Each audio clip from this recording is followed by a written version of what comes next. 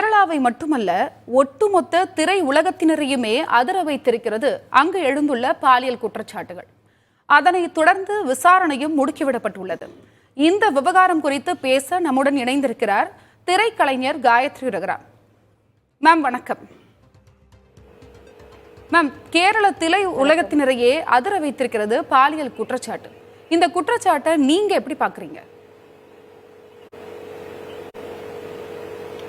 இது கண்டிப்பா இது பார்க்க வேண்டிய ஒரு விஷயம். இது பெண்கள் முன் வந்திருக்காங்க. அவங்களுக்கு நடந்த சில கொடுமைகள், அவங்க எவ்வளவு கஷ்டப்பட்டிருக்காங்க, இந்த இவ்வளோ வருஷம் அவங்க அது எவ்வளோ கஷ்டங்களை சந்திச்சிருக்காங்க, அதனால பின்விளைவுகள் அதெல்லாம் எவ்வளவு சந்திச்சிருக்காங்கன்றது அவங்க வெளியில சொன்னதுக்கே ஒரு மிகப்பெரிய தைரியம் தேவை. ஏன்னா இவ்வளவு பெரிய இண்டஸ்ட்ரியில, அதுவும் மேல் டாமினேட்டிங் சொசைட்டி, அதாவது ஆண் ஆதிக்கம் உள்ள ஒரு சொசைட்டில இன்னைக்கு இவ்வளவு தூரம் பெண்கள் இது எடுத்துட்டு வெளியில போராடி இது சொல்றாங்கன்னா அது ஒரு பெரிய விஷயம். அது எடுத்து இன்னைக்கு கேரளா கவர்மெண்ட் பேசுறாங்கன்னா அது ஒரு ரொம்ப அதுக்கு ஒரு சப்போர்ட் கொடுக்கறாங்க, இனிஷியேட்டிவ் எடுத்திருக்காங்க, அதுக்கான ஆக்ஷன் எடுக்கிறதுக்கும் தயாரா இருக்காங்க. அப்படின்னும் போது வரவேற்கக்கூடிய ஒரு விஷயம்தான்.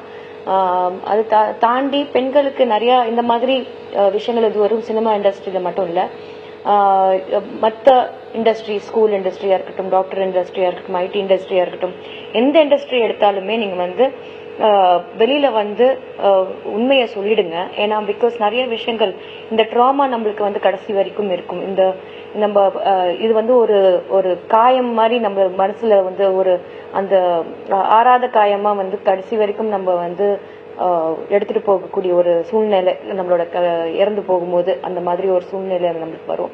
ஸோ அந்த மாதிரி இருக்கும்போது நம்ம முன் சொல்ல ஆரம்பிச்சாதான் மற்ற விஷயங்கள், மற்ற பெண்கள் நம்மளை பார்த்து தைரியமா சொல்ல வருவாங்க. அதுக்கேற்ற மாதிரியே மற்ற பெண்கள் உங்களுக்கு தைரியமா வெளியில இருந்து சப்போர்ட் பண்றதுக்கு, உங்களுக்கு வெளியில நீங்க சொன்னாதான் இந்த மாதிரி உங்களுக்கு ஒரு பெரிய சப்போர்ட் இருக்கும். அது மட்டும் இல்லாம எங்க சொன்னா நம்மளுக்கு எங்க ஒரு நாளைக்கு மாப்பிள்ளை கிடைக்காது, சொசைட்டி நம்மள தப்பா பேசும், அதுக்கப்புறம் அந்த நாளைக்கு வேலை கிடைக்காம போயிடும், இவங்க இந்த மாதிரி கம்ப்ளைண்ட் பண்ணிட்டாங்கன்னா இவங்களை இந்த மாதிரி ஆட்கள், ட்ரபிள்சம் ஆட்களை நம்ம வச்சுக்க கூடாது, அவங்களுக்கு வேலை குறைஞ்சு போயிடும், அவங்க தான் பிரெட் வின்னரா இருப்பாங்க. சில வீட்டுல எல்லாம் லேடிஸ் தான் பிரெட் வின்னரா இருப்பாங்க. அவங்க கடைசியில அவங்களுக்கு வேலை கிடைக்காம போகும்போது நம்மளுக்கு எவ்வளவு பெரிய ஒரு பாதிப்பு இருக்கும் அப்படின்றது ரொம்ப ஒரு பெரிய விஷயம். அதே மாதிரி இன்னைக்கு மேல் டாமினேட்டிங் சொசைட்டி தான். ஏன்னா இன்னும் மாறல. ஏன்னா 33% நம்மளுக்கு இன்னும் இடஒதுக்கீடு பெண்களுக்கு கொடுக்கவே இல்லை. நீங்க அரசியலையே எடுத்துக்கோங்க, அரசியல் எடுத்தீங்கன்னா கூட எங்க ஒரே ஒரு பெண் முதல்வர் மட்டும்தான் இருக்காங்களே தவிர, இதுக்கு முன்னாடி இருந்தவங்க பாத்தீங்கன்னா கிட்டத்தட்ட 6-7 பெண் முதல்வர்கள் இருந்திருக்காங்க. இன்னைக்கு அதெல்லாம் டோட்டலா குறைஞ்சு போய் இன்னைக்கு ஒரே ஒரு பெண் முதல்வர் மட்டும்தான் இருக்காங்க. அதையும் இன்னைக்கு எப்படியாவது அவங்கள தாக்கி அவங்கள எப்படியாவது வீழ்த்தணும் அப்படின்ற ஒரு நோக்கத்துலதான் இருக்கே தவிர, இந்த பொலிட்டிக்கல் சிஸ்டம், அந்த சிஸ்டம் இன்னொரு பெண்ணை உருவாக்கணும், பெண்களை வர வைக்கணும் அப்படின்றது எதுவும் இல்லை. நீங்க பாத்தீங்கன்னா தொடர்ந்து பெண்கள் மீது நிறைய விஷயங்கள் நீங்க பழி போட்டு ஈஸியா அவங்கள அசிங்கப்படுத்த முடியும். அவங்கள பத்தி ஆபாசமா பேசினா மக்கள் கை கூட்டி பார்த்து சிரிப்பாங்க, ரசிப்பாங்க. அந்த மாதிரி ஒரு சூழ்நிலை, ட்ரோல் செய்வாங்க, அதுக்கப்புறம் உரிமை எடுத்து தவறாக பேசுவாங்க. அந்த மாதிரி விஷயங்கள் நிறைய இருக்கிறதுனால இதுக்கு எல்லாம் முக்கிய காரணம் நம்மளுக்கு 33% இடஒதுக்கீடு கிடையாது. அந்த இடஒதுக்கீடு இல்லாத போது நம்மளுக்கான உரிமைகளுக்காக நம்ம குரல் கொடுக்க முடியாத ஒரு சூழ்நிலை. என்னதான் நல்ல ஆண்கள் இருந்தாலுமே, நம்மளுக்கு சப்போர்ட் பண்ணக்கூடிய நல்ல ஆண்கள் இருந்தாலுமே, பெண்கள் தனக்காக அவங்க சண்டை போடுற மாதிரி, இனத்துக்காக சண்டை போடுற மாதிரி ஆண்கள்னால அவங்களோட வலியை புரிஞ்சுக்கிறது ரொம்ப கஷ்டம். அதே மாதிரி அந்த 33%, ஏன்னா இந்த 21st செஞ்சுரியில நிச்சயமாக பாதிக்கப்பட்டவர்கள் குரல் எழுப்ப வேண்டும் சொல்லியிருக்கீங்க.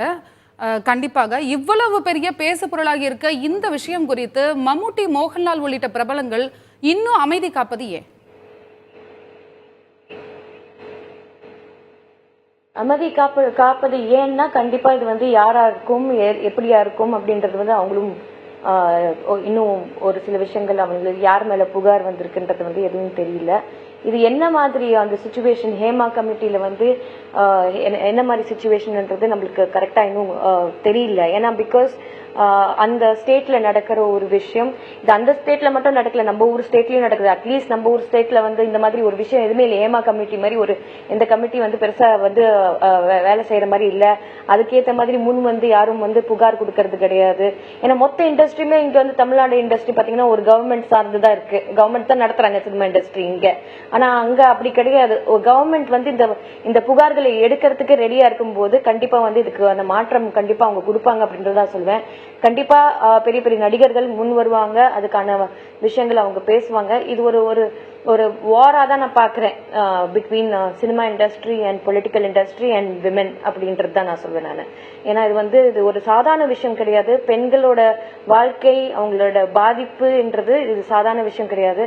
நம்ம இது எல்லாமே வந்து நம்ம சாகும்போது நமக்கு எடுத்துட்டு போகக்கூடிய ஒரு மானபங்கம் அப்படின்றது தான் நான் சொல்வேன் நான். ஸோ இந்த மாதிரி விஷயங்கள் வந்து நம்ம கண்ணியத்தை குறைச்சிக்குவோம், நம்ம வெளியில வந்து சொன்னா நம்ம பயப்படணும் அப்படின்ட்டுலாம் எதுவுமே கிடையாது. இது உங்க மேல தவறு கிடையாது, பெண்கள் மேல இது தவறு கிடையாது. இந்த மாதிரி யாராவது உங்களை வந்து கம்பல் பண்ணி இந்த மாதிரி அட்ஜஸ்ட்மெண்ட் பண்ணி கேட்கறது அந்த மாதிரி சொல்லியிருந்தாங்கன்னா தயவு செஞ்சு நீங்க வந்து தைரியமா வெளில வந்து சொல்லுங்க. ஏன்னா உங்களுக்கு நீங்க வெளியில வந்து சொன்னாதான் சில பெண்கள் உங்களுக்காக குரல் கொடுத்து உங்களுக்காக பேச முடியும் அப்படின்றது நான் சொல்லுவேன்.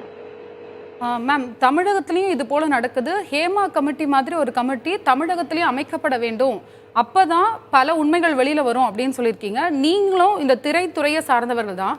நீங்க இந்த மாதிரி ஏதாவது பர்சனலா அனுபவப்பட்டிருக்கீங்களா? கண்டிப்பா இங்க வந்து நம்ம இண்டஸ்ட்ரியில வந்து இது அனுபவப்படாத யாருமே கிடையவே கிடையாது. எல்லாருமே அனுபவப்பட்டவங்க தான். இந்த மாதிரி விஷயங்கள் கசப்பான இன்சிடென்ட்ஸ் நம்ம வந்து கண்டிப்பா நாங்க எல்லாருமே ஃபைட் பண்ணியிருக்கோம். நானுமே ஃபைட் பண்ணியிருக்கேன். என்னதான் ஒரு நெப்போட்டிசம் கிட்ட நீங்க எல்லாரும் என்ன பிராண்ட் பண்ணாலுமே, எங்க அப்பா பெரிய திரையுலகத்துல பெரிய ஒரு பொசிஷன்ல இருந்தாலுமே நாங்க எல்லாருமே இது ஃபேஸ் பண்ணிட்டு தான் வந்திருக்கோம். அதனால கண்டிப்பா இது முக்கியமா இது வந்து தமிழ் இண்டஸ்ட்ரியிலும் எடுக்க வேண்டும். ஏன்னா இன்னைக்கு புகார் கொடுத்தும் சில விஷயங்கள் வந்து நீங்க வந்து ஒரு எழுத்தாளர் மேல வந்து சின்மயி அவங்க வந்து புகார் கொடுக்கும் போது அது அப்படியே அவங்க பவர்ஃபுல், அவங்க பின்னாடி ஒரு பவர் பேக்கப் இருக்கிறதுனால எதுவுமே நடக்கல. அது சின்மயி மட்டும் கொடுக்கல, அவங்களோட சேர்ந்து கிட்டத்தட்ட 12-13 பேர் வந்து கொடுத்திருக்காங்க அப்படின்னு சொல்லிட்டு சொல்றாங்க அந்த நபர் மீது. ஆனா அது சார்ந்து எந்த ஒரு நடவடிக்கையும் எடுக்கல. ஏன்னா because of powerful people and powerful place அவங்க எந்த மாதிரி பவர் அவங்க வச்சிருக்காங்க பின்னாடி பேக்ரவுண்ட்ல.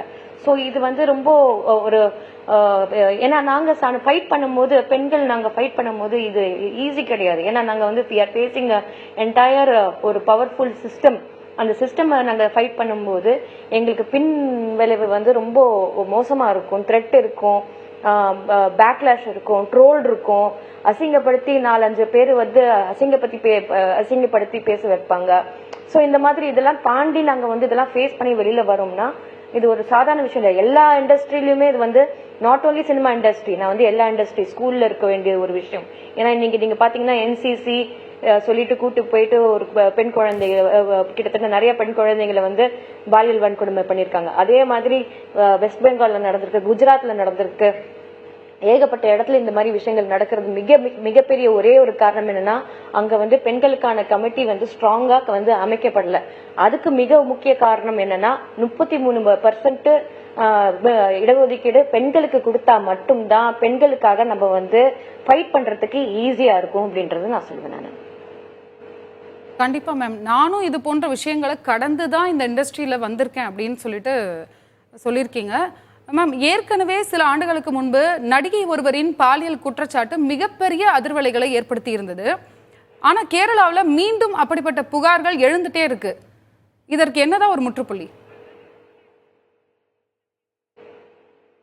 இதுக்கு முற்றுப்புள்ளி அதான் நான் சொன்னேன் உங்களுக்கு. 33% வந்து இடஒதுக்கீடு யூனியன் ஒண்ணு இருக்கு, எங்க எல்லாருக்குமே யூனியன் ஒண்ணு இருக்கு. அந்த யூனியன்ல பெரும்பாலும் ஒரு ஆண்கள் மட்டும்தான் வந்து அதுக்குள்ள அந்த முக்கியமான கமிட்டிலையும் சரி பேரண்ட் பாடியிலும் சரி அவங்கதான் உட்காந்துட்டு இருக்காங்க. ஆண்கள் தாண்டி அங்க 50-50 விமன் இருக்க வேண்டிய இடத்துல வந்து இன்னைக்கு வந்து ஆண்கள் முழுசா அவங்க ஆக்கிபை பண்ணி உட்காந்துருக்காங்க. உதாரணத்துக்கு எங்களோட யூனியனே நீங்க எடுத்துக்கோங்களேன், நீங்க வந்து டான்சர்ஸ் யூனியனே எடுத்துக்கோங்க. அதுல இருக்கிற கமிட்டியா இருக்கட்டும், அதுல இருக்கிற ஜாயிண்ட் செக்ரட்டரியா இருக்கட்டும், அதுல இருக்கிற வைஸ் பிரசிடென்டா இருக்கட்டும், பிரசிடென்டா இருக்கட்டும், எல்லாமே ஆண்கள் தான். யாருமே பெண்கள் அங்க வந்து ரெப்ரசன்டேஷனே கிடையாது. அந்த அந்த நீங்க அந்த சதவீதம், இந்த ரிசர்வேஷன் ரைட்ஸ் கொடுத்தீங்கன்னா தான், நாட் ஒன்லி இன் பொலிட்டிக்கல், நான் சொல்றது என்டையர் சிஸ்டமுக்கும் வந்து 33% or 50% நம்ம வந்து ரிசர்வேஷன் கொடுத்தாதான்.